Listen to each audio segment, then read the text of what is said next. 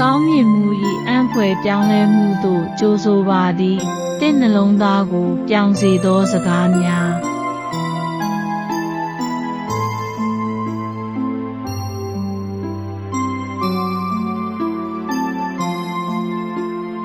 ယနေ့သင်အတွက်မိဖုရား၏စကားများ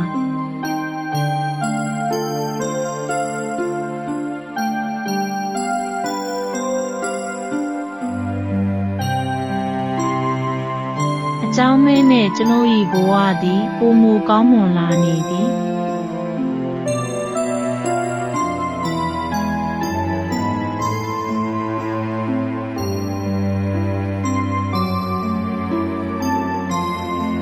အကြောင်းမဲနှင့်အခုတော့ကျွန်တော်ကအကောင်းဆုံးအနာဂတ်စီကိုဦးတည်လိုက်နေပြီ